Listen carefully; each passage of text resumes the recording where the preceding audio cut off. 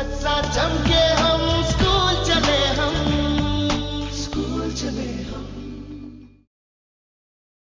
Hello' everyone. আজিৰ খণ্ডটিত আমি আলোচনা কৰিম অসমীয়া ভাষাত প্ৰচলিত কিছুমান জতুৱা ঠাঁচৰ বিষয়ে। প্ৰতিটো ভাষাতে বিশিষ্ট শব্দ কিছুমান নিৰ্দিষ্ট শব্দ বা ধাতুৰ সৈতে লগ লাগি প্ৰচলিত অৰ্থতকৈ সুকীয়া অৰ্থ প্ৰকাশ কৰে। ই ভাষাৰ এক বিশেষ বৈশিষ্ট্য। ভাষাৰ এই ৰীতিটোকেই জতুৱা ঠাঁচ বুলি কোৱা হয়। গতিকে আজি আমি অসমীয়া ভাষাত ব্যৱহাৰ হোৱা কিছুমান জতুৱা ঠাঁচৰ অৰ্থ আৰু ইয়াৰ ব্যৱহাৰ জানি লওঁ। প্ৰথম শব্দটো হৈছে কপাল ফুলা। কপাল ফুলা মানে হৈছে সৌভাগ্য উপস্থিত হোৱা।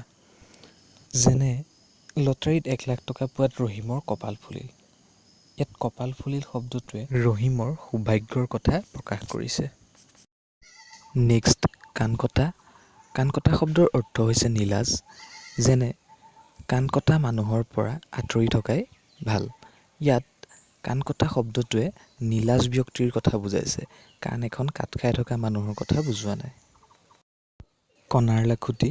কণাৰ লাখুটি শব্দৰ অৰ্থ হৈছে অসহায়ৰ সহায়। অৰ্থাৎ কোনো অসহায়ৰ একমাত্ৰ সহায়ক হোৱা ব্যক্তিৰ কথা বুজাবলৈ এই জতুৱা ঠাঁচটি ব্যৱহাৰ কৰা হয়। যেনে ল'ৰা ছোৱালী হালেই বৃদ্ধ মাক দেউতাকৰ কণাৰ লাখুটি স্বৰূপ। ভাতমাৰ। ভাতমাৰ জতুৱা ঠাঁচটিৰ অৰ্থ হৈছে জীৱিকাৰ উপায় নোহোৱা কৰা। যেনে কৰোনা মহামাৰীৰ বাবে দিয়া বন্ধই সঁচাকৈ শ্ৰমিকসকলৰ ভাত মাৰিলে। মাটিৰ মানুহ। মাটিৰ মানুহ জতুৱা ঠাঁচটিৰ অৰ্থ হৈছে সহজ সৰল লোক। যেনে মহাত্মা গান্ধী মাটিৰ মানুহ আছিল। হাত দীঘল। হাত দীঘল জতুৱা ঠাঁচটিৰ অৰ্থ হৈছে ক্ষমতাশালী। ইয়াত হাত দীঘল শব্দটোৱে দীঘল হাতৰ মানুহৰ কথা বুজোৱা নাই। যেনে হাত দীঘল মানুহ সহজে বিপদত নপৰে। অৰ্থাৎ ক্ষমতাশালী ব্যক্তি সহজে বিপদত নপৰে। খাই পাত ফলা। খাই পাত ফলা মানে হৈছে অশলাগী বা অকৃতজ্ঞ। অৰ্থাৎ যিজনক হাজাৰ সহায় কৰিলেও তেওঁ কেতিয়াও শলাগ নলয় বা কৃতজ্ঞতা স্বীকাৰ নকৰে, তেনেধৰণৰ ব্যক্তিক বুজাবলৈ এই জতুৱা ঠাঁচটি ব্যৱহাৰ কৰা হয়। কাণে কাণ মাৰি।